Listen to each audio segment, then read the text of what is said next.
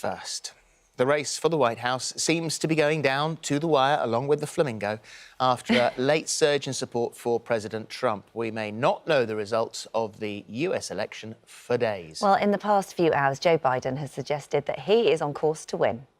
Well, not to be outdone, Trump hit back with his own, quite frankly, stunning statement that claimed he had won. Wow. Well, we're joined now by the former White House Director of Events, Laura Schwartz, and Tony Holt-Kramer, the leader of a group who call themselves the Trumpettes. Good morning to both of you. Thank you for joining us. Laura, I wanted to start with you, first of all, this morning. And we knew it was going to be eventful, and the comments that we've heard from either side there, but particularly from Trump, are completely unprecedented. What is the mood like in the US at the moment to this? Well, that speech, quite frankly, no matter who wins, was one of the most darkest hours of America, having the sitting president of the United States wanting to stop a vote count. You know, the thing is, with this election, you know, we didn't only just vote in just one day to then report it out in just one night. This vote has been going on for well over a month, especially because of COVID-19. So many more people than ever before have been using mail-in ballots and early voting so that they could avoid long lines and any, you know, close situations at the polls. So those votes in many states, including the ones that are outstanding, Wisconsin, Michigan, and Pennsylvania, according to state law, cannot be counted until Election Day. Now, these are all votes that were cast legally by mail-in or early voting.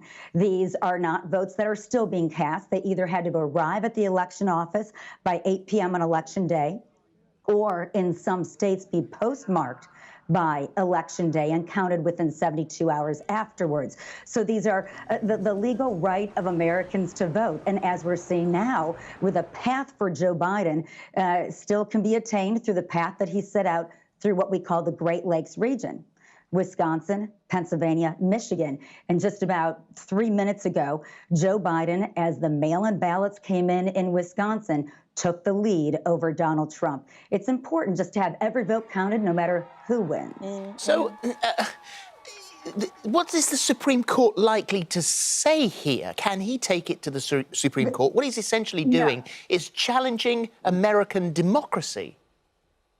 That is exactly what he's doing, Phillip. And here's the deal. He cannot take it straight to the Supreme Court. These are elections run by the states. And if there are legal battles, as we've seen, for example, the Trump administration has taken the state of Pennsylvania to court 6 times already in just the last few weeks, saying that mail-in ballots shouldn't count, they shouldn't be counted afterwards. And they were denied on every occasion. Even when they tried to stop a vote in Texas, the state Supreme Court, all Republicans denied it. So long before Supreme Court would get involved, the state would be involved, the attorneys general, the state federal and appellate court. And then if there was a basis for appeal, it could make its way to the Supreme Court. But that is not the first step. There are many others before it would ever go there. And so can I ask then, if he does, say it goes his way tonight and Trump suddenly, he wins this election, the votes are counted and it goes in his favour, does he suddenly then retract that statement and go, actually, I got it wrong, you were right, it was totally fair, let's just ignore all that stuff I just said? I mean, he's made a case for Biden then to presumably go and take it to court. Absolutely. And it's interesting because also the results from 4 years ago may come back to him, because right now in Wisconsin, Joe Biden leads by 10,000 votes. Now, Donald Trump could say, oh, 10,000, that's simply not enough. But in 2016, Donald Trump beat Hillary in the state of Michigan by 10,000 votes. Wow. But that's just one new county that just came into Wisconsin. They're expecting about 3 or 4 other counties. So I think by the end of the day, the morning at least, Joe Biden will be up higher than Donald Trump. But yeah, I mean, everybody's watching what he's saying. And because he shares so much of it on Twitter, everybody knows. Oh, by the way, Twitter had to take down a tweet tonight. Yeah, and NBC cut away from Trump's speech when he said he'd won because it wasn't true and it's misleading. It wasn't. So they had to go away and fact check that. And, you know, it's just really sad. We saw Joe Biden come out, project confidence and calm, restate his path, and also restate, as you and all of your viewers just heard right now, that we want every vote counted, not just the votes that count for him or the other way. And then Trump made his statement in the East Room, using the White House as if it was a TV set for campaign purposes. And having been there for 8 years, I mean, that is just, it's sacrilege. So he makes the speech that just is undeniably false. Laura, with the inauguration, so if will that take place on the 20th of January, whoever gets sworn in come what may, or could, you know, this sort of challenge of the result from either party delay that? No, you know, the January 20th inaugural date is set forth by the U.S. Constitution, but there are a couple things that have to happen on the way, and that's the time in which any legal battles would take place. Now, ordinarily, there's 78 days between an election and the inauguration, but there's a couple steps, as I mentioned. First of all, December 14th is when the electors from the states go to the Electoral College Convention and they cast the electoral votes for that state for the candidate who won. Then on January 6th, the new Congress goes ahead and certifies that Electoral College vote, which is usually ceremonial. And then on January 29th, the president's inaugurated. I don't suspect that that Electoral College would have to be postponed. Even in the case of Bush versus Gore in 2001, it still was settled by the day before Gore conceded, the Electoral College was able to certify. Okay. Laura, you've worked in the White House. You've been there with presidents. When Trump made that speech this morning, what would his staff, the people behind the scenes, all have been thinking? Would they put their hands to their head and think, oh, dear God, I've got to mop this up? Or would they be thinking, yes, well, he's absolutely right, you know? Well, his staff very much are yes men and women that surround him. They feed him this, they feed on his ego, and they tell him what he wants to hear. And if they don't by some occasion, he'll just blow right past it. Tonight, I couldn't tell if he was reading the prompter that was in front of him, going off the prompter, because you really never can tell. But I will let you know that the incredible resident staff behind the scenes at the White House that are not political appointees, that are there from administration to administration to really preserve the House and its history and serve the family in which inhabits it. They are just knocking their heads on how the president could use the Marine Band for such a political event, how they could put this in the East Room of the White House. It's never been done before. We saw this with the Republican National Convention when he gave the big speech on the lawn and did video cut-ins from all places in the House. It's just really disappointing to drag it down like that. A final word about Joe Biden, because Joe Biden made the mistake of, you know, these things can be interpreted in different ways, but it appeared that he mistook his two granddaughters for his son, who's sadly not with us anymore. He has made some fairly stumbling errors. Is he okay? Oh, yes. You know, but I heard him do that. He was coming out, making a stop with the bullhorn. His granddaughters were there, Beau's daughters. And yes, they had just gone to visit Beau's grave. You can only imagine how that's on his mind today and every day. And he corrected himself right away, because I saw that footage too. And I'm like, oh, what are you doing, Joe?